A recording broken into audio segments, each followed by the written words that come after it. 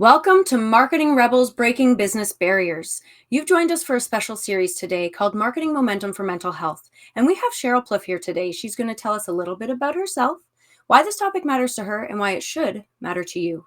Sheryl, welcome to the show. Hey, Shauna, thank you so much for having me. My name is Sheryl. I am the co-founder of Icon Maker Joint Venture and the creator of the Seven Figure Podcaster Program. I'm a former TV broadcaster in Canada, having done over 20,000 hours of live TV broadcasting in my career. And the reason that mental health is an important topic for me to want to share some of my story today is that my family's been touched by mental health concerns, right? And whose hasn't? I guess is really the point. We all collectively have had people in our lives who are close to us who have struggled with mental health, and so that's why it's important to me. Certainly, have had my own bouts of moments in my life where things haven't gone so smoothly, and I think that's a common experience, Shauna. Yeah, absolutely. And I think one of the most important things that we can take out of just that realization is the fact that it can literally happen to anyone at any time, these experiences of extreme emotional distress. Yeah, 100%. I mean, I can think of quite a few of them, especially when it comes to entrepreneurship. But even in my professional career as a broadcaster, there were some really tense moments, and I think a lot of those things probably led me to entrepreneurship.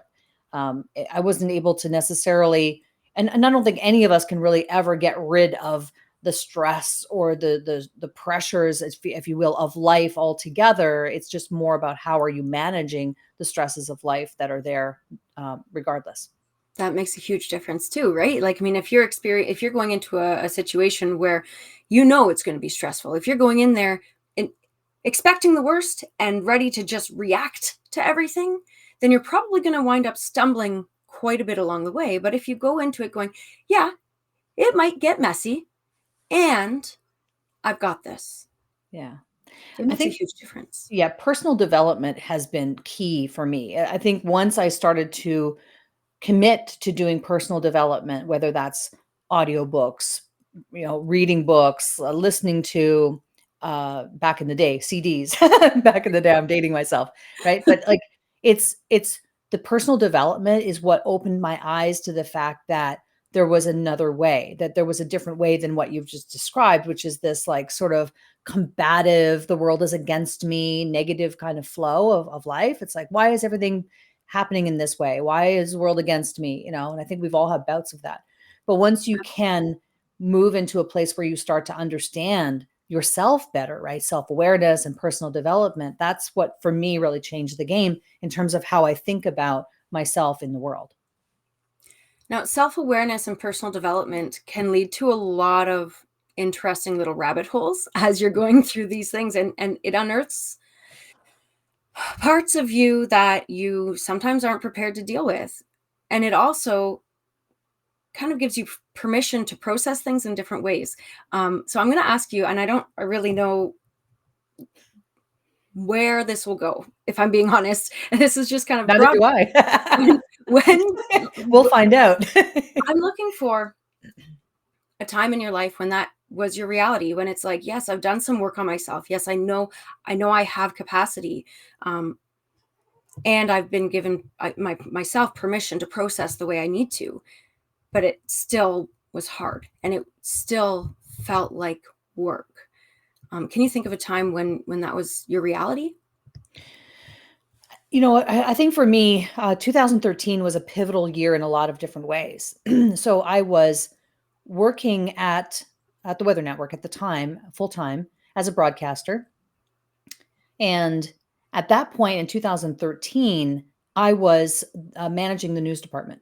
So it was a big job, and I'd been doing that for about 3 years at that point. Well, it turns out that the leadership team at the Weather Network decided that they wanted to go in a different direction with the whole department. And so they said, you know what, we're going to eliminate this position because we're kind of taking the company in a different way. So I had been really committed myself so much to that job, right? It was like literally, it's news, right? It's 24/7. And so, and I had a team of 17 people across Canada that I was managing, bureaus, photographers, reporters, camera, also Mhm. a network of user-generated content providers across Canada, freelancers, and a big, multi-million dollar budget, like all these different things. It's a big, big job. And so what struck me at first was, well, then who's going to pick up who's going to pick up all this work that I'm doing was the first Mhm. thought that I had. But secondly, I started to realize, oh, wait a minute, like this whole industry is going in a totally different direction. And maybe that wasn't entirely surprising because of social media, because of digital. And there were even moments in meetings that we had, all employee meetings, where they would say, we're investing in digital. Yeah, the TV division, not so much. Mm. So it was like all the people in the TV department are looking at each other going, should we all move over to digital? Right. Right. So, and so that was a really difficult time, in 2013 for me to be told, hey, we're going to eliminate this position. And then I went back to what I was doing before, which was broadcasting. Right. And so it was also at a time where I was personally going through, a weight loss journey of my own. So I had like all my personal kind of health things because my health had declined in the 3 years that I was doing that high pressure job. That makes Like it sense. was super stressful. I Yeah. remember, Shauna, I'll just tell you a quick side story. I remember at one point on the side, I think it was I don't know, where is your spleen? Is it the right or the left? That's a question for my husband who does Okay, biomed and let's stuff, ask not your me. husband. Wherever the spleen is, because I remember later learning, I think, learning that it was because of the spleen. I had this sort of like a rash, kind of open wound kind of thing Oh, develop on the side of my body. And I didn't know what it was. I ended up going to a naturopathic doctor and trying to figure out what it was. Well, it turns out that it was the result of all the stress that had been built up in my body was physically manifesting itself and coming out of my body. man. Oh, man. Okay. So there was a lot of stress with that job. And so when it was taken away, that was the first thing that I thought was, who's going to pick up the pieces of all that? you know? Right. So I had been up to that point, and probably for the previous, I would say 4 months, 3 or 4 months, I had lost, I think 15 pounds. I was really working hard on myself because of the stress I was having in that position. I would fly off the handle. So if my son, who was young at the time, would just say, "Mommy, can I, do it?" I'd be like, "Wah!" And I would yell and scream at him. And in retrospect, now it just brings tears to my eyes. Like I can't even believe I was that person. And I would fly off the handle and scream and yell, which is completely out of character for me. So obviously the stress was having ramifications inside of me that I wasn't even realizing. So I thought, well, start working out, and I did lose some weight and all that. So 2013 really was pivotal in the sense that that job stopped. I went back to my old position. The problem was that I knew then, Shauna, that I was no longer on a path toward growing and in that company. Yeah. Like it had been cut off, and that was my plan. My plan was like, because I loved it there. It was great. The people were awesome. I loved it. I was on a path of growing in the company, and had my sights set on what would be the next level and what would be the next level in the corporate structure. And I was really good at my job. It wasn't that I wasn't good at what I did. It was that the company decided that this division, they didn't really kind of want to pursue it anymore, Mhm. in that same capacity. So so so there I am going, oh, okay, well, that's been cut off. And that's when I started thinking about, is this a sign that I should be taking what I'm doing or what I've done and these experiences that I've had and go toward building something of my own? Mhm. Now, that process took 4 years. It took The 4 years process of realizing or the process of actioning? actioning. Actioning it, It yeah. was 2013 was the moment where I was like, "Oh, maybe something sparked inside of me," where I started to think, "Maybe I should start something of my own." Had no idea how to do it, knew nothing about it. The only thing I was doing at that time was personal development. I was traveling and commuting 2 hours a day minimum to and from this job. I had a lot of time in the car. So I was listening to audiobooks and I was listening to CDs and trying to take myself out of the cyclical listening to the dreadful news radio Right. cycle 24/7 of negativity, turned the radio off and turned on audiobooks and positivity and CDs. And so I was doing personal development. So part of it was that I could see a path for that it was possible. I just had Right. no idea how to do it. It took 4 years of me working and figuring out, and I'll get more into that story, but it took 4 years for me to finally be in a place where I felt like I could start my own video marketing company. Yeah. And there were so many things that had to happen in Yes. order to get there. Like I'm seeing it, your body responded physically to your declining mental health, emotionally, Yeah. relationally. And then the universe said, hey, guess what? Nah, you're done. This thing that you thought was good for you, it's not working for you anymore, Cheryl. Yeah. Yeah. And It so was, you had to make that shift. You were forced by I just, when I look back on it now, when you're living in it, you don't really kind of realize. It's not until after that you look back on that person and say to yourself, wow, that was totally out of character for me.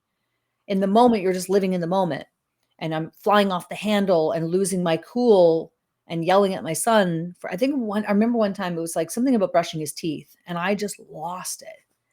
it. It's like, I what? I think every single parent listening can relate to some level because Yeah. it seems basic, and we know that it's simple. It's just brushing your teeth, but it's brushing your teeth. It's simple. Let's just do Yeah. it. You get caught up. So Yeah. it's totally relatable and natural to get into that space. But I think that level of awareness you were able to get by reflecting on your ridiculously long commutes gave you the insight to slowly but surely, maybe not consciously at the time, like you say, you're reflecting, but subconsciously start to make the changes and realizations you needed in order to take action, in order Yeah. to change. Yeah. And what I started to do was I thought, well, how will I learn? I need to learn more about entrepreneurship in order for me to feel like I could go in that direction.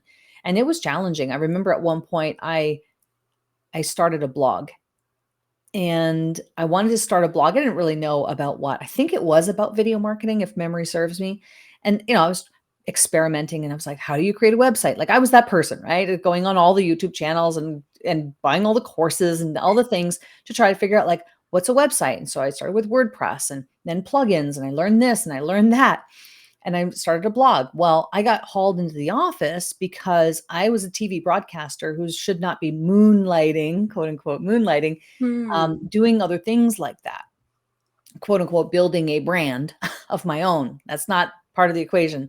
You're building the brand for the company you work for and only for the company you work for. To the Ah, point, I remember I had a Facebook, my Facebook page got renamed by someone at the company to their brand without my permission. Yeah. oh my So it, goodness. How that alone takes a huge hit on your mental health because you're not even allowed to be you anymore. yeah, that's true. That's true. I That's never thought of it just that way.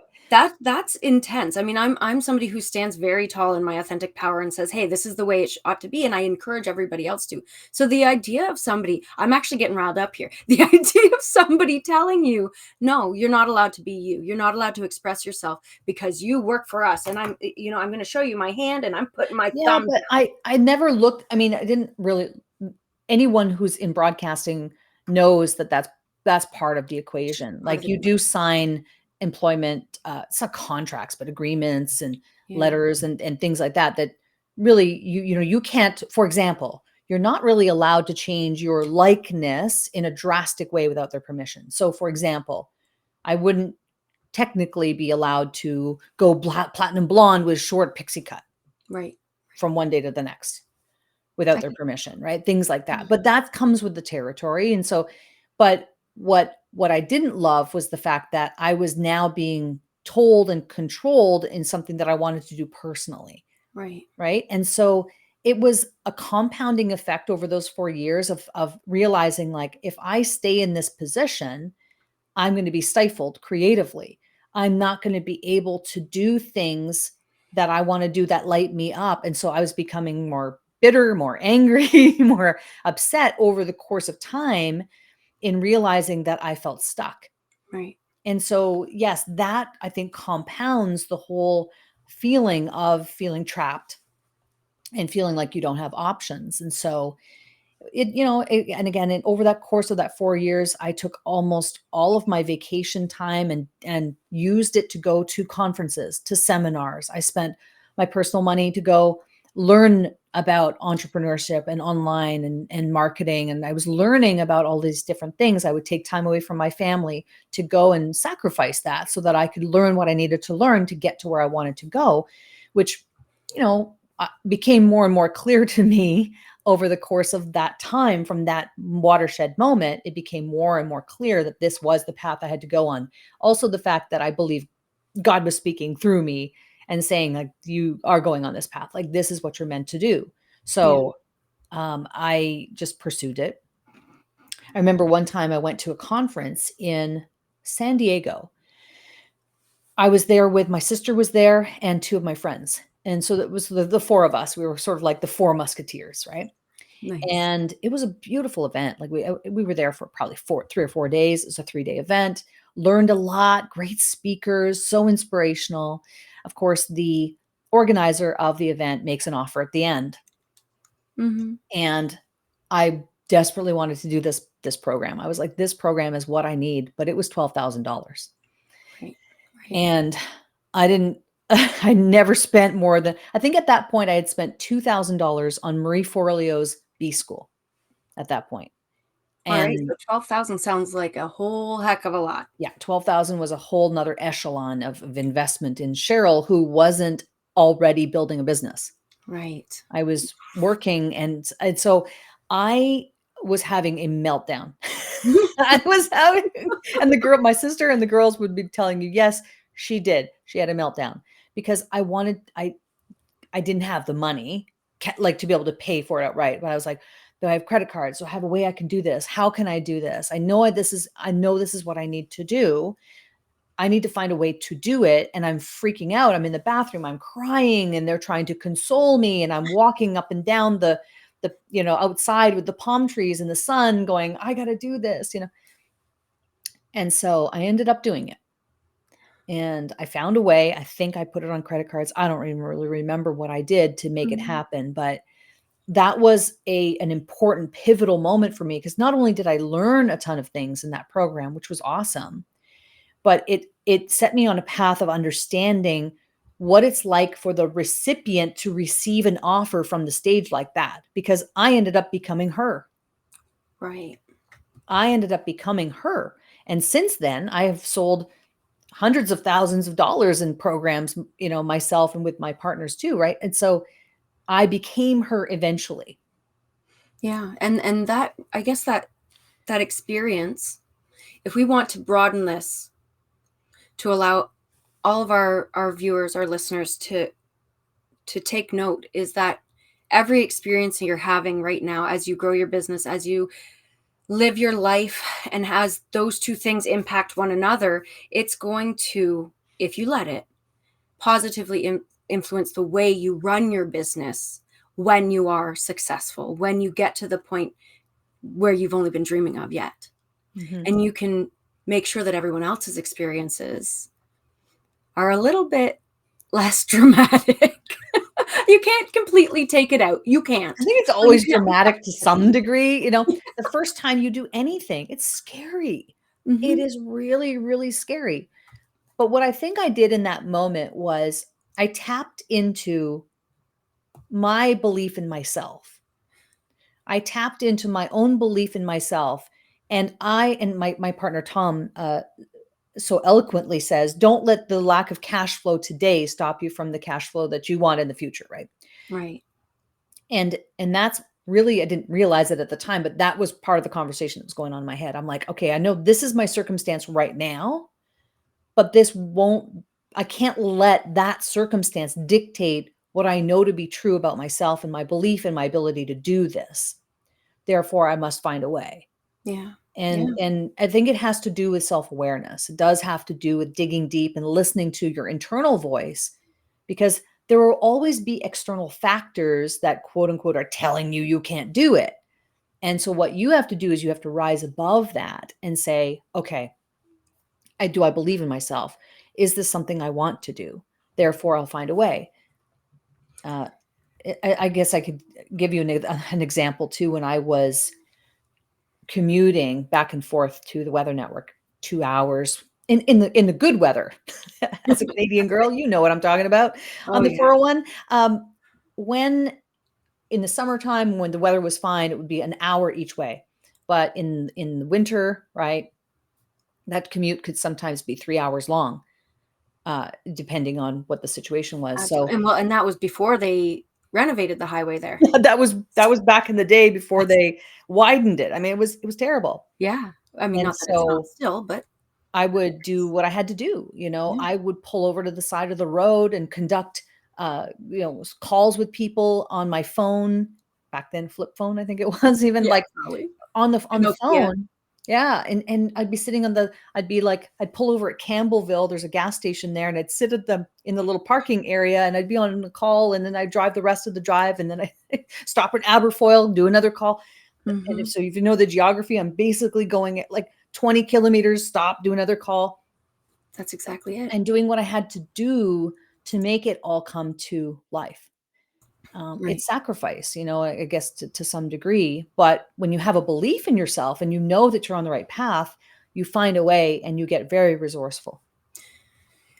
I love I love this concept, and I love the idea when you believe in yourself, you do what you need to do to get there.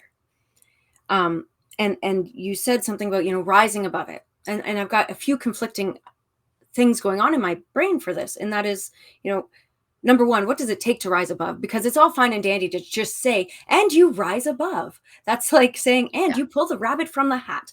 That's great. We don't know how to do that necessarily. But Mhm. then there's also the conversation. So I mean, we can tackle both of them at once or one after the other. But there's also the conversation that needs to be had between pursuing your dreams and actually living your life now, and not getting caught up in the hustle culture that can degrade your mental health, can lead to burnout, especially if you already have layers of mental and emotional struggle that you're dealing with, on a personal level. Mhm. So let's walk through that. Okay, well, I mean, you're right. The rising above, it's easy enough to say, right? Those are just words, pulling a rabbit out of a hat. Rise above. What does it really mean? Well, I mean, I think it is about taking one step at a time and not having to feel like you have to do everything all at once. A lot of people want sort of the business in a box, if you will, or the Yeah. solution in a box. And they want like it all kind of delivered to them on a nice platter. It usually doesn't work out that way. It's usually one step at a time, one imperfect step at a time that leads to the next opportunity, to the next thing, to the next thing. So the rising above, I think, is that. I think it's just understanding that it isn't going to be smooth, easy necessarily, but that if you just take one step at a time, you eventually end up rising above whatever circumstance that you're in. And it can take time. It can take a little bit of time or a lot of time, And it's depending just that on idea of focusing on the little wins. Every little win, every baby step is a step forward, and being okay with that and accepting that, and even the bad ones, even the ones that you deem to be negative. It's like, oh, I took this step and it didn't work out. Now, in that moment, you feel like it didn't work out, but you come to discover later, oh, there was a lesson in there. I see now that that experience, while difficult to go through at the time, has helped me understand some concept better, or recognize and be grateful for a situation in the future that I could not have seen then. right. Right. And so I think that's, but which also I think ties into the next part that you asked, which is, it's great to have dreams, but you also have to live your life now, right? As you take those steps, and when you have, let's say, positive things that happen, celebrate them. Find little ways to celebrate. They don't have to be expensive ways, but find ways to celebrate, I right? know Celebrate those accomplishments. I had another friend of mine say to me, very knowledgeable person who I respect and admire. They said, so many people will get caught up in this idea of like, I want to travel, or I want to experience adventure, but I don't have the money, and I don't have, and I don't have, and I don't have. And they get really caught up in that cycle. And then they just sit on their couch. And this person just advised me, said, hey, look, you want to travel and all you've got is enough money for a tank of gas? You can't stay overnight anywhere, whatever. Okay, fine, no problem. For this person, she said, take a left right adventure. I said, what the hell is that? She says, drive and just choose left. Okay, right. Okay, left. And just go and see where it takes you. And of course, time it so you can get back home in time, but see where it takes you, because you could find yourself at one of the most magical places close to you that you never even knew existed. And you are there experiencing life as you dreamed of right now. Yeah. Yeah.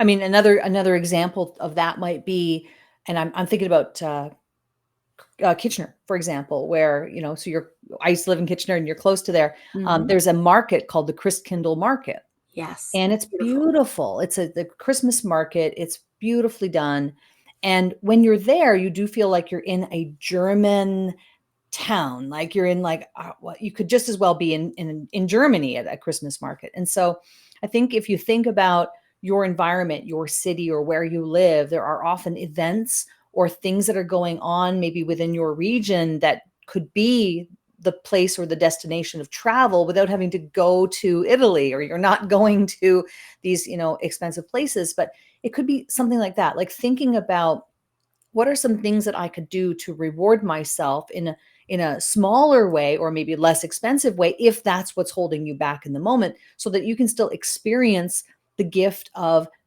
giving back to yourself and rewarding yourself, and still get that feeling of what it's like to reward yourself, because that's really what it is. You have to you have to behave like you're already at the place you intend to be. You have to act like, think like, behave like where you're going, not where you're at circumstantially. And that actually leads me to something else that was popping up for me, and that is the cognitive dissonance that occurs when you're in that space, when your mind is torn between two concepts, between two levels of thinking, feeling, and being.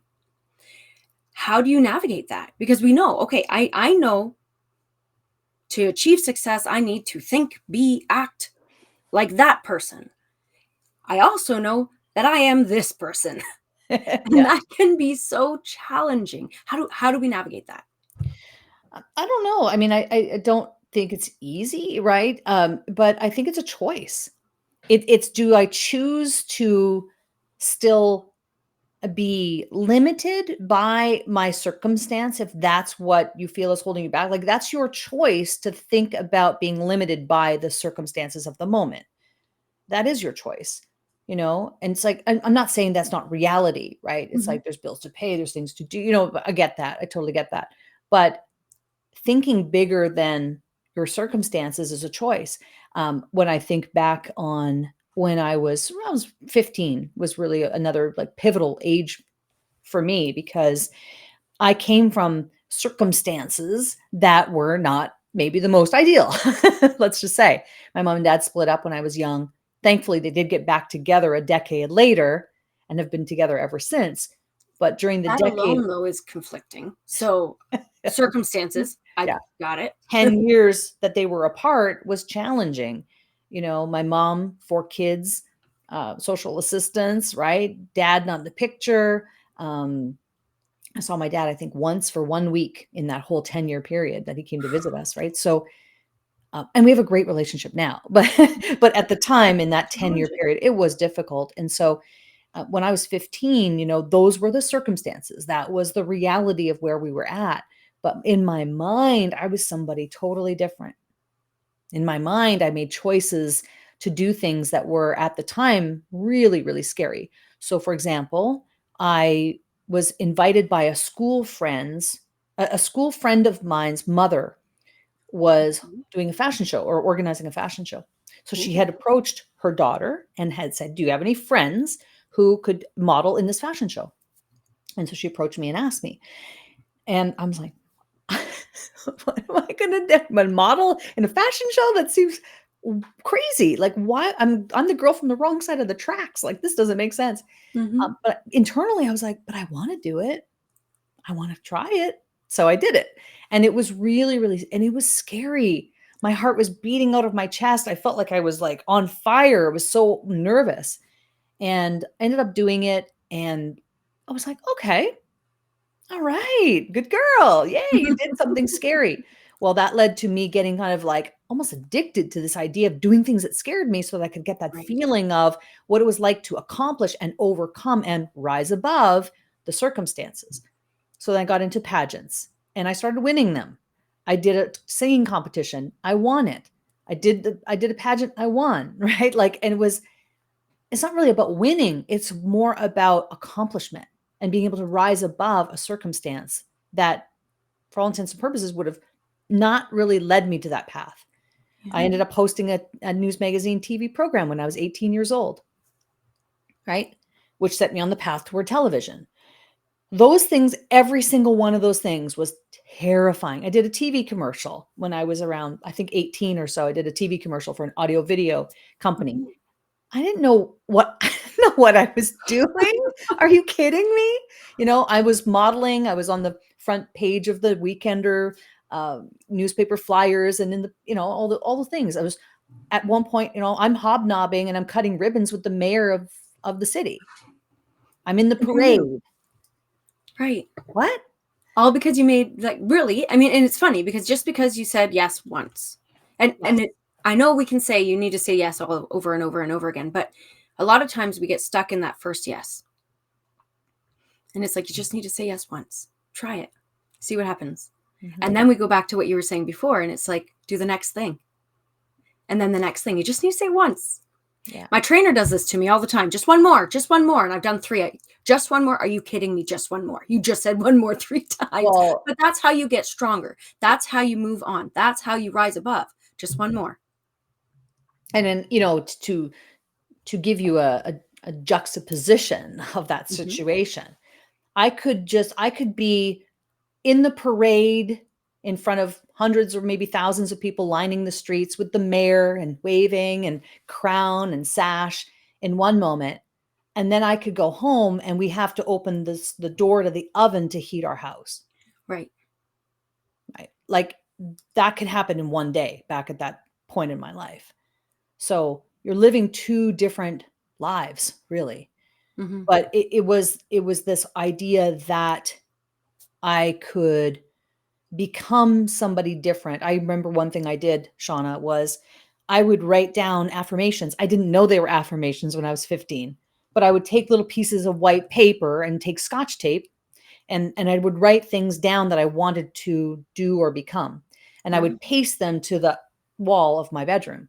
So when I was doing the pageant, for example, I would write down, I am Miss Nanaimo. I am da da da da. I am, and I would write these things down and put them on the walls and read them every day. I didn't know until many, many years later when I started doing personal development. Oh, I see. There's actually a reason why, So that's that what that works. was. Mhm. That's what that was in Yeah. hindsight. And see, one of the things that I like to say is it's a quote that I made up, but it makes a huge difference when you start thinking about life in this way. And that is, always leave the door to possibility open because you never know when opportunity might walk in. And I think that that's kind of where we're coming from. Mhm. If you say no, if you close the door, if you stay stuck in your cage, you're not going to be able to see the sunrise, the proverbial sunrise. That's Yeah, pretty huge. Now, that said, absolutely. I want to ask you if there's any final words, any big notions that you just have bottled up inside of you that needs to burst out. This is the chance to say it. I think if you think about, if we get existential here and we start talking about like, why are we here? What is the purpose of all? Why are we even on this planet? Why are we doing this? Like, I believe we're here to create. And you can interpret create in any way you like.